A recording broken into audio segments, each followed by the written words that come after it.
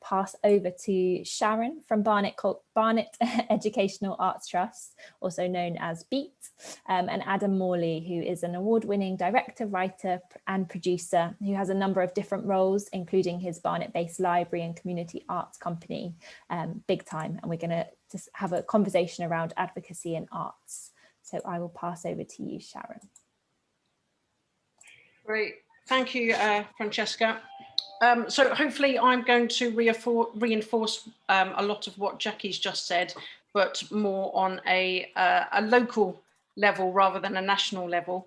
Now, normally if I was doing a presentation like this, I would start with some sort of icebreaker, a silly music game or something, but unfortunately we can't do that. So I'm afraid I'm just going to share my screen very quickly. Okay, so you get a photo of me. You have to. It's a bit of a case of where's Wally? I'll put you out of your misery. There I am featuring my Pam Ayres haircut. So this was my primary school, and I had been invited to participate in a music extravaganza at the Royal Albert Hall, and I was positioned behind a row of teenage boys. There they are, looking very excited, as you can see. Naturally, throughout the concert and the rehearsal, there was a lot of banter between myself, my primary school fellow friends, and these trumpeters. And I returned to school to announce to my music teachers that I wanted to learn the trumpet. And that's been my life really ever since. I had a very traditional music education with ABRSM exams. I did Saturday morning music centre, O-levels as they were then, and A-levels. And my childhood was generally happy. But in my mid-teens, home life became a little bit more challenging. And, you know, music became my only constant for quite a few years. And it was by listening or playing the music that I was able to escape my everyday life. I had an output for my frustrations and various emotions that I was going through at the time. And through my orchestras and bands, I received the support and friendship that I much needed at that time. So I'm often wondering how my life would have panned out if music hadn't been a major part of it. I then went on to study music at Trinity College of Music and joined Barnet Music Service in 1995. It wasn't until 2012 that we broke free from the local authority and became BEAT. Now, I'll just share a little bit about Barnet Music Education, or BEAT as we're known. Out of 130 Barnet state schools, we engage with 117 of them, so that's primary and secondary. This is either through one-to-one, small group intuition, instrumental tuition, or whole class ensemble tuition. And those who don't buy into the instrumental music service are offered high quality performance opportunities. And we do this through an infant music festival and an 8-day Barnet Schools Music Festival, which runs in June, or did run in June, at Arts Depot. And in addition, we offer networking opportunities and relevant CPD for music leaders. Alongside our schoolwork, we have 3 music centres, which run at the weekend and weekday evenings. Now, I could probably talk endlessly about the great work that we do, but I thought it'd be better if I just show you some of the things that we do. This is a small clip from our Play On 2015 Royal Albert Hall concert, which involves about 1,500 young people from Barnet. We were supposed to have another concert in April this year, but unfortunately, I'd like to say it was postponed rather than cancelled. But hopefully, this is a little clip. Hope you enjoy it. Hopefully it will play.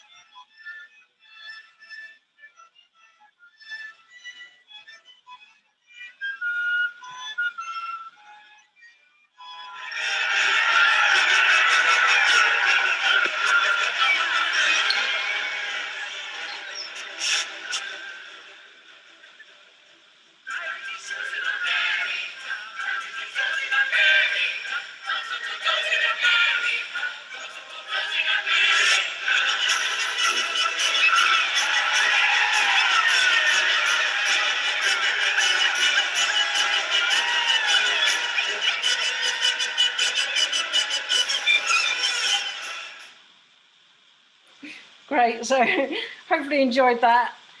So despite being hit hard by the pandemic, we have found some ways to enable students to continue engaging in music making throughout lockdown. We have done one-to-one online tuition, virtual projects like our virtual, the Refuge project that you saw at the beginning. And I think on Wednesday and Thursday, there's a couple of our other projects being shown. And feedback from parents and students have outlined the importance of music learning on their well-being and self-esteem. So in light of COVID-19, schools are working under immense challenging conditions at the moment, and there are many competing priorities. So it's not really surprising that some schools are going to deprioritise music and creative arts, especially if they seem to have an increased risk attached to them. There's also a certain amount of curriculum squeeze as schools meet the challenges of managing insufficient space, a blended learning curriculum, as well as attempting to bridge the learning gap resulting from the children's time away from school. And in addition to that, it's also the health and safety concerns for all the staff and pupils. But I think, as Jacqui said, my argument is that if music in our schools is important at other times, it is important now. Music and the arts are not only a highly valuable end in themselves, they can also be very efficient, or a very efficient way of delivering learning across the curriculum, whilst having huge benefits for students' social and emotional well-being. And a recurring theme of the lockdown for people of all ages has been this profound need for connection with others and a sense of belonging. And music is a powerful way to achieve this. Now, I've been thinking a little bit over the last few weeks about what I wanted to get across today. And you know, there is so much research out there, and it's really good. So I don't want to go down that side, because I'm certainly not any neuroscientist. But I can, hand on heart, say that participating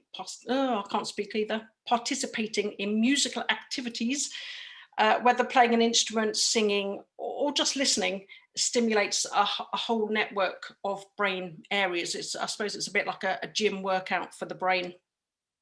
So I did want to just bring, hopefully that will come, this quote from Sue Hallam.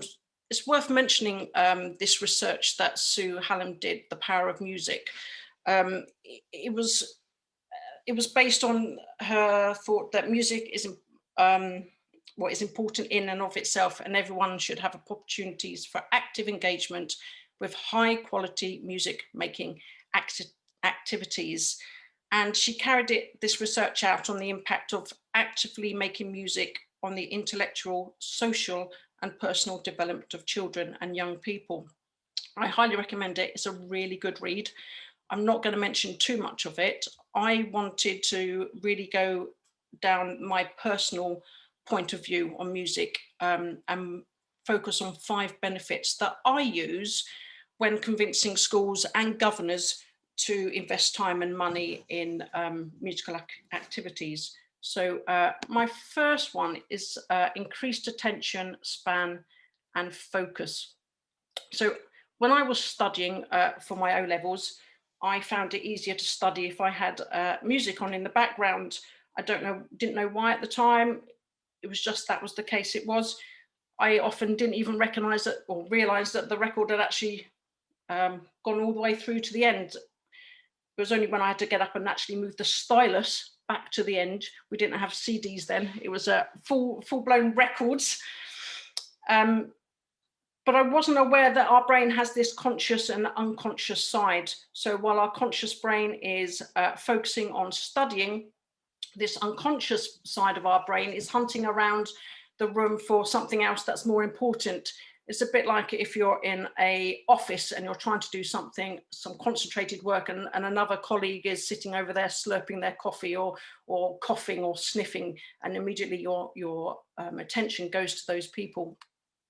So this music provided a non-invasive noise, and it allows you to concentrate. And it shows that your brain, you know, it activates both the left and right brain. It activates the top hemisphere, both hemispheres, which can maximise learning and improve memory. I think it's also worth mentioning the added benefit of increased fine and gross motor skills. I'm going to ask a colleague of mine, Emily Baker, just to come in here, because she's been doing some work with some of her children who struggle academically and with this left to right brain processing, and they've been doing some chair drumming. So Emily, I'm just going to ask you if you can unmute yourself and just talk a little bit about the work you've been doing at your school. Yeah, hi, thanks Sharon. So I'm a primary music specialist, and as Sharon said, I've been spending much of this term trying to find ways of interacting and accessing the music education system with COVID. It's reduced what we can do enormously. So we came up with the idea of chair drumming, which, as the name suggests, is drumming on chairs and tables, everything they have in the classroom. So I bought a huge number of drumsticks, much to my head teacher's delight, and taken them into the classroom. The children, as you might assume, have been equally delighted about it and I've loved it. But the most fascinating thing was there's these children that last year when I was teaching them had little interest or little engagement with music, found things really hard, percussion instruments and things like that, and their gross and fine motor skills were really quite they were quite disadvantaged. They found it really difficult to play a beat on any kind of instrument, whereas I've given them drumsticks. And although the first few lessons for all of them were challenging because I'm teaching them proper drum technique, I'm not dumbing it down, they're actually having to do it properly. But within a matter of weeks, the progress, engagement and enjoyment from these children, particularly those with known difficulties with spatial awareness and their motor skills, has been absolutely enormous. And not only have they been the first ones in the classroom to go, yes, we've got drumming, which for some of them, they wouldn't even speak to me last year, is a huge improvement. And they've got it. They're developing their skills, they're getting their rights and their left the right way round. They're able to use both hands at the same time and do different things, different beats with different hands, all within the space of about 6 weeks. And that there's just been, I've been keeping an eye on a few children specifically because I know they have difficulties accessing academic, particularly highly academic things, and their processing skills. They struggle with just being able to do things straight away, and the drumming has been so good for them. They've just really taken to it, and partly I think because it is physical and they can really get to grips with it, but the progress and the engagement it's blown me away. I was not expecting it at all. So it's been absolutely incredible, and we now have whole classes of children going, yes, it's music, rather than a few of those just going, oh my goodness, it's her, she's far too enthusiastic, what we're going to do today. And they are now equally enthusiastic, which has been fantastic, and hopefully increase their well-being and their love of being back in school, which is what I'm hoping for. So yeah, music, it does it. Great. Thanks, thanks. Brilliant. Okay, so my second one here is improved language ability. Learning and playing music requires constant reading and understanding, and musically trained children seem to have a better phonological skills. They often learn words faster, learn to read sooner, and develop a richer vocabulary. And this is especially true with singing. The rhythm of the music, as well as the repetitive patterns in the songs, help children to memorize words. And early years foundation teachers are always using singing and music in their lessons, as you know, they know the strengths of music in speech and language development. Builds social skills. I don't know about you, but some of my lifelong friendships were formed through music activities. In fact, looking at that photo at the beginning, those primary school peers of mine, I hardly know any of them now, but that row of trumpeters and brass players in front, you know, they're still friends. So, you know, they really are those lifelong friendships that you learn your mutual interests. And I suppose if you've ever played with a group of musicians, you know that you must learn how to connect with one another on an emotional level. And that's whether harmonizing in a choir, playing in a brass quartet, or just simply jamming with friends in a bedroom. You know, through music, you learn how to interact, you learn how to cooperate, and how to work together as a team to reach an end result. You're also learning sympathy and empathy, And children need to develop empathy if they are to thrive in everyday life, and that's whether it's family life, school life, or later on in work. So my fourth one is increased self-confidence. We all want to raise children to be confident in who they are, and it can often be heartbreaking when you see children struggle with their self-esteem. Something I noticed with my pupils, and in particular my son, you know, music can really help them find their identity, and with that develop a really positive outlook about who they are and what they can accomplish. I think with music teachers, we have a real treat in the fact that we often get to teach students from age 7 all the way through to year 18, and we can see them develop and work out their identities. I don't think you do that in any other subject. And then my final one is increased emotional resilience. You know, we're all heartened to know that studying music also brings children these lifelong health benefits. That's helping to deal with grief, maybe stress, anxiety, or just giving us a feeling of happiness. In the opening, I mentioned about music, how it offered me a creative escape and an emotional release. And I also believe music can keep people stronger. This has been especially noticeable during the lockdown. And at Beat, we introduced the garden gigs to get our young musicians engaged with communities, going out, entertaining them, and just bringing a little bit of a smile back to their faces during hard times. I want to also talk about one of our schools in Barnet as a case study for you. Now, this is Woodcroft Primary School in Barnet. And they've shown really just how worthwhile music education is. Woodcroft are a 2-form entry primary school with nursery provision. The school's catchment draws from the Burnt Oak and Graham Park areas, and that's in the top 5% deprived areas of London. The pupils are from a wide range of ethnic backgrounds, with the proportion of pupils from minority ethnic backgrounds being well above average, as are pupils who speak English as an additional language, and those who are eligible for pupil premium funding. The proportion of disabled pupils and those who have special education needs is also above average. Now, the head teacher was really keen to develop music provision within the school, recognising that many of the children would otherwise be denied any kind of music education. And within 3 years, alongside Beat, they have developed a full range of brass, string, woodwind, ukulele, percussion tuition to over 50% of the children, and that's across Key Stage 1 and 2. Beat provided the loan of instruments free of charge, and through the use of the pupil premium funding, the school were able to subsidise the cost of tuition to make it accessible to all the children. In 2015, their music provision and commitment to providing an inclusive music education was recognised at the Music Teachers Awards for excellence in winning the Outstanding Music Department Award. And I've just put a small quote there from Caitlin Sherrin, who was the music teacher. I say she was, unfortunately, she's gone to Harrow, Hong Kong now, so she's no longer in Barnet, slightly different school, I should imagine. Now, I know our aim is not for every child to go on and do music as a career, but some of the children from Woodcroft have actually gone on to study music at Trinity Guildhall, Royal College of Music. One, I believe, has signed a contract with Simon Cowell, and others have performed at the Royal Opera House in professional productions.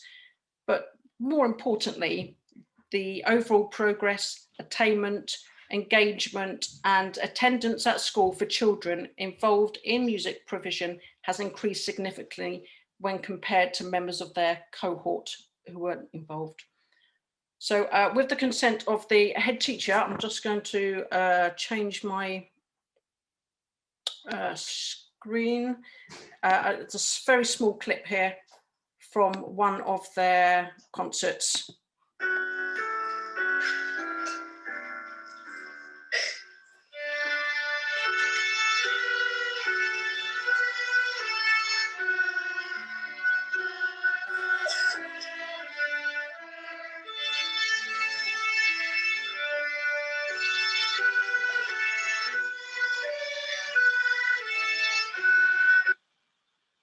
no.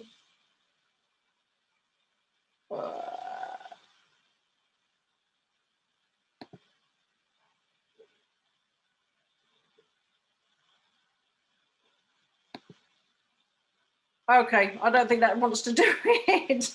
I might try and come back to later. Technology always gets in the way, doesn't it? Sorry about that. I'll try and get to it in a afterwards so I can show you it. Anyway, it was worth seeing. Okay, so I just thought I'd it's probably worthwhile just mentioning the UK Association of Music Education, in case you're not aware of them. They're otherwise known as Music Mark. They advocate for music education and educationalists and lobby for government-funded high-quality music lessons to be available to all children, both on a regional and national level. They have a loads of resources if you want to go and have a look. There's 10 things that you shouldn't, all schools should know about music. It's a fantastic free booklet. They've also started a new campaign called Can Do Music in association with an ISM and Music Teachers Association. And again, they've been advocating for the importance of music and music education throughout the pandemic. There are some fantastic resources on there, so please do go and have a look. Music Mark works extremely hard all years round, not just during the pandemic, to fight for increasing funding for music hubs. With national budget cuts and fee hikes in music education, it means having access to quality music tuition is now becoming a postcode lottery and often dependent on the enthusiasm of the head teacher. Especially given the current climate, there is a concern for a lost generation of musicians. And if anything, music is even more important now. There is, according to the youth music, there is a generation of kids that are making music in their own ways. They say about 2/3 of children at the moment, that we could be entirely overlooking thousands of children who have found innovative ways to explore music without structured lessons. So that's maybe through YouTube lessons or in their bedrooms using certain software. Schools surely have to be the first port of call, I would say.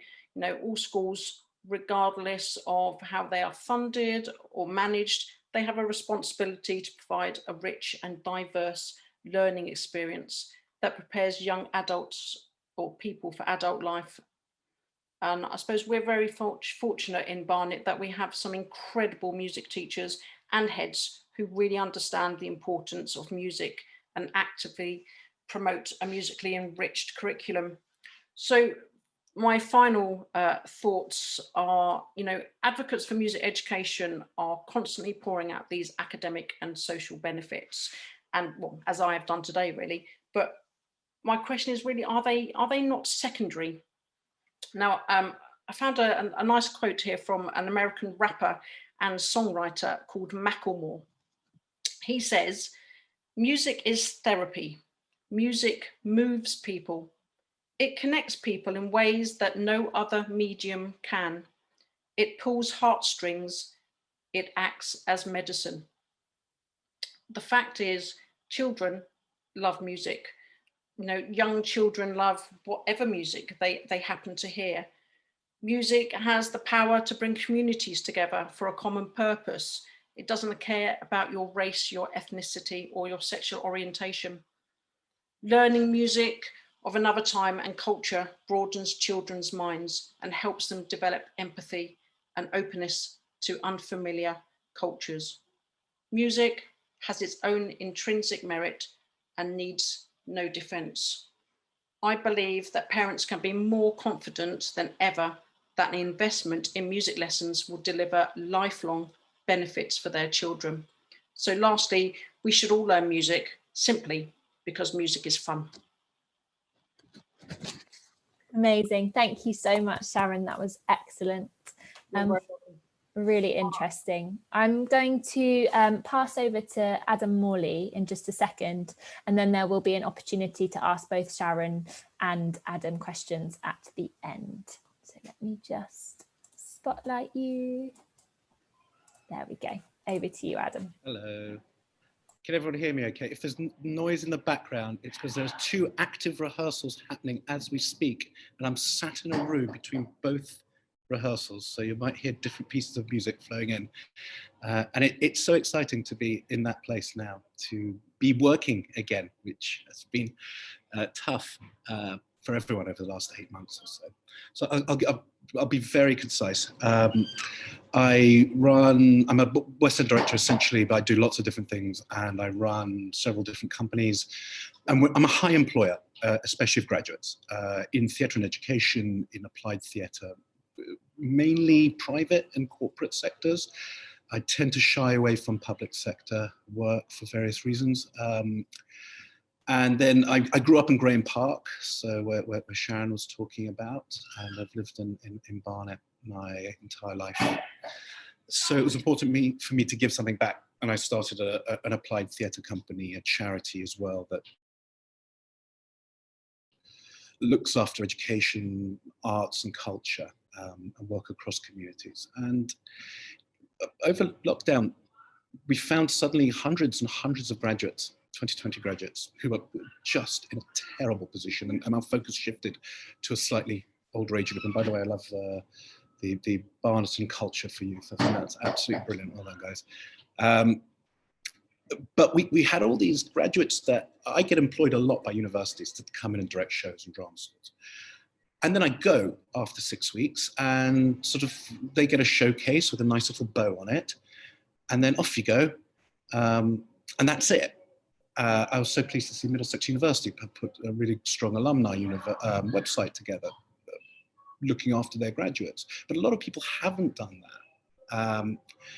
So we started a program, which is entirely voluntary, to support graduates. And we took on about 300, working with Paul Taylor Mills at the Turbine, Arts Ed, a couple of other schools, to showcase people, give them opportunity. And thankfully, we found so much kindness in the arts as a whole. I think a lot of people had nothing to do, which kind of helped.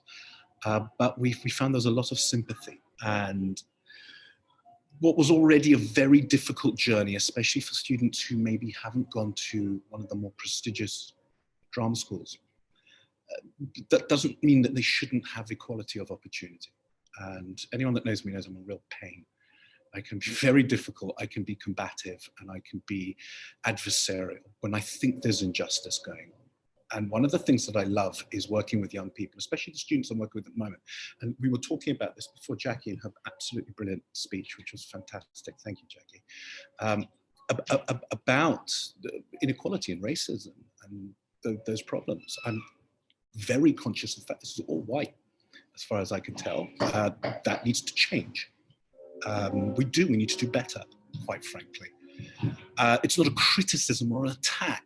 And that's the problem, is sometimes when we talk about these things, people think, I'm attacking you. It's like, no, I'm not at all. I'm part of the problem, and we are part of the solution for that as well, if we can have open conversations about this. But working with the young people that I'm working with, they have such integrity.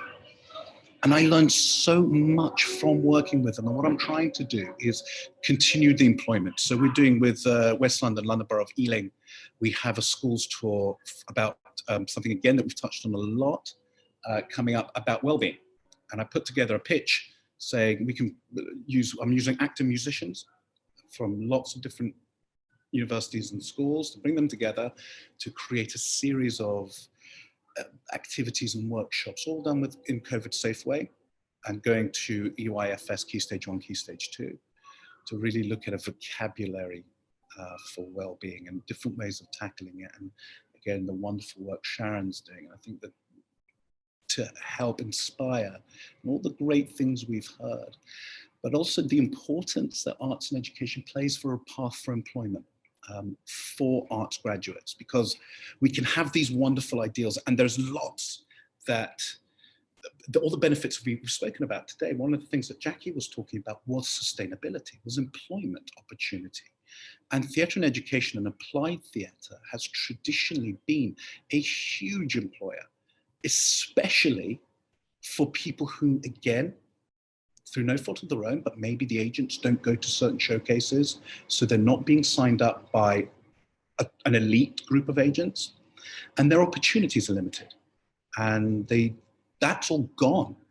I mean, that big tranche of employment, whether it's abroad in the holiday arts or in TIE school tours or in applied theatre corporate, has disappeared. And that will reverberate, because as we know, a lot of these companies are hand to mouth. And you miss one season, it's like Panto, the damage this is going to cause. People don't realize the knock-on effect of missing out on a Christmas production is that's next year's budget. So suddenly you're looking at late 2021 before there's any sort of meaningful recovery. So I'll stop rambling, I promise. The point being that the people I work with are so inspiring. And again, something Jacqui said about being able to adapt on a sixpence. And some of us who've been around for a long time, we sometimes maybe get a little bit stuck in a routine or a way of working. And we go back to our roots of when I was in the fringe and no money and nothing, and having to be creative to invent and survive and adapt. And this new generation coming through that have that creativity, and what we can learn from them is amazing. And listening to them, I'm so happy to hear the amount of the conversations we've heard today, which is, and this is what the students said, and this is what our board said, and look at this youth panel that have created a logo. Isn't that the point, to inspire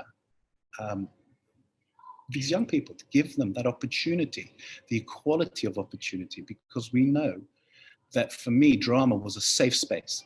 I was a fat ginger kid in Graham Park. It was a safe place for me to be, where I could express myself. And as someone very rightly said, I could make mistakes, and I wasn't going to be wrapped across the knuckles for not knowing my 6 times table, which I still don't know.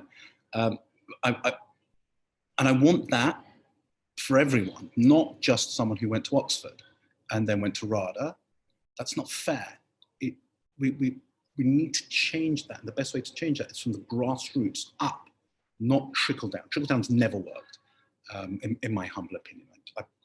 So I'm doing a cultural thing in Barnet where I've raised money through a variety of sources. I've found a whole bunch of Middlesex graduates, and they put together a program for me. And then COVID struck, but the money's still there. The program can still happen. We're working with the high street teams to look at how do we use art and culture to reinvigorate the high streets, which are in deep, deep trouble. We tried to do this in Chipping Barnet, but the council forgot to tell everyone that they were going to close the roads. So we had to cancel because Theresa Villiers got very, very cross.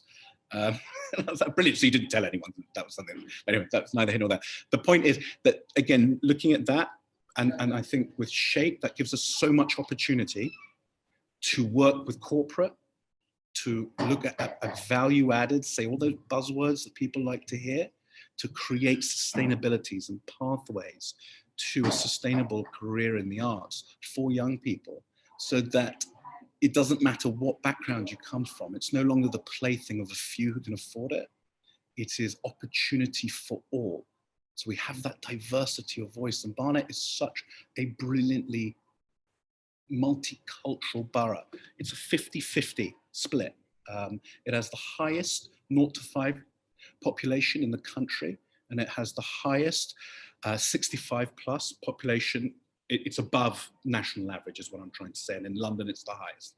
That gives us a perfect storm of grandparents who have time, hopefully, and grandchildren to be able to facilitate a lot of this, whilst the rest of it, we're going to have to rebuild the economy. It's going to be tough for a long time for us, but we can do that. And so with Barnet and Culture for Youth, and with Sharon, and then with the larger portfolio organizations and the RSC, it's so enlightening, it's so inspiring to see this happening in such a way.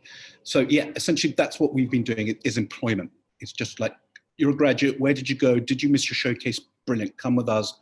We'll find you an agent, we'll get you a showcase. We did it on the wharf at the Battersea Power Station, at the venue there. We've done a couple of other venues, and we're so delighted with the results. And now we're back employing graduates again. So these are people under 25, And we're just delighted to be able to do that. So I want to thank you guys for your time today and for listening to me ramble on with my nonsense. And I'm very inspired by all the wonderful speakers I've heard.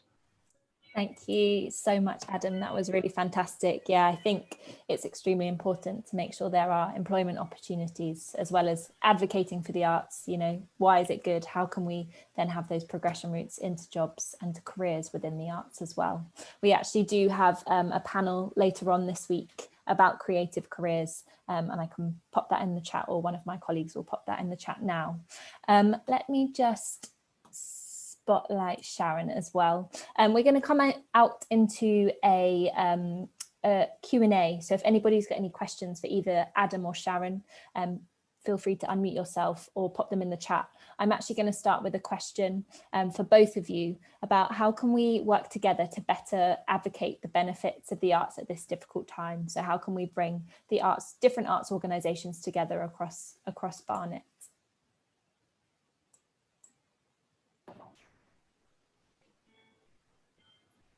I'm muted. I think one of the main things is starting discussions. I think once we know what people offer and how we can work collaboratively together, I think that's the starting point for everything. I think at the moment, we always tend to work in our own little areas and there's not enough crossover at the moment. I don't know what Adam feels. Oh, I totally agree.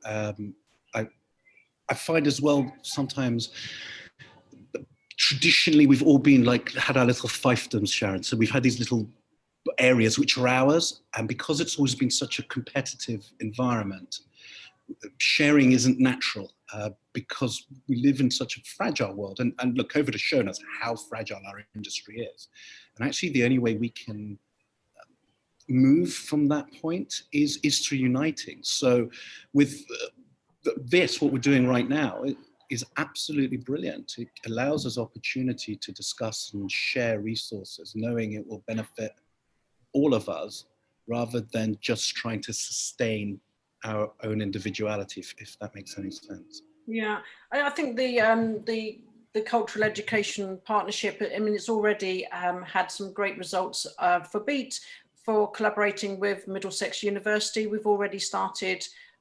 We've had a big concert in December in the university grounds where our flagship groups came and performed, and we did a rendition of the Little Match Girl, which was fantastic. You know, great opportunity for our students and also for the Middlesex University students. So I think this is a really good starting point for a lot more to come in future. Absolutely. Thank you both. Has anybody else got any questions?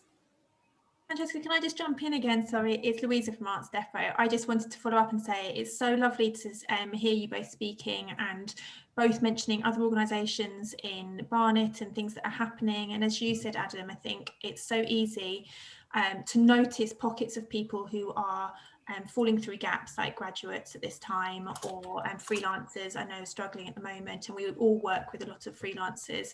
So I know whilst we're individually all trying to capture those pockets and doing brilliant work like you are, Adam, of projects which specifically support them, and I'm hoping that this network is also an opportunity where we're able to, as you say, Adam, note where we are currently working most and where we're not currently working most. So we can say, okay, we can't do this, but I know somebody who can, so we can signpost on. I really hope to advocate more at Arts Depot that we can't be everything to everyone. As much as we try, it's not possible.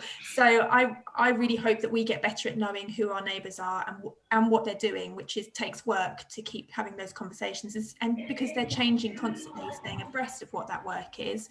So we can say to the young people, the freelancers and our peers and colleagues, go to this person because they will be able to help you where we can't. I've popped in the networking link in this in the chat as well for this week, because whilst it's not the same as being in person, we're going to try and do it online, because I think conversation is more important than anything else we can do this week. So where we just have a cup of tea and say, this is who I am and what I do, will hopefully spark something else. Absolutely. Thank you, Louisa. Has anybody got any other questions or final thoughts or reflections from the conversations today? I think I would just say that, you know, all arts, doesn't matter what they are, have been hit by the pandemic. But as I said and Jacqui said and Adam said, you know, it's now more than ever that we actually need them in our lives. So, you know, I think this is a great start to be advocating for them. Absolutely. Definitely. Want me to see if I can try and get that clip up? Yeah, please do. That would be really brilliant. Just very quickly. Be a shame if we can't just play that little one for you. Hopefully it will work now. Let's see. Fingers crossed.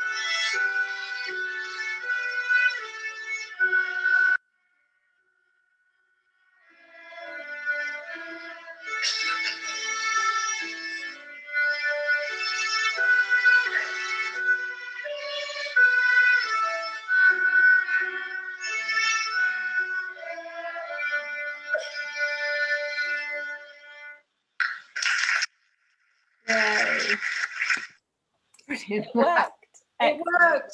Technology has done it.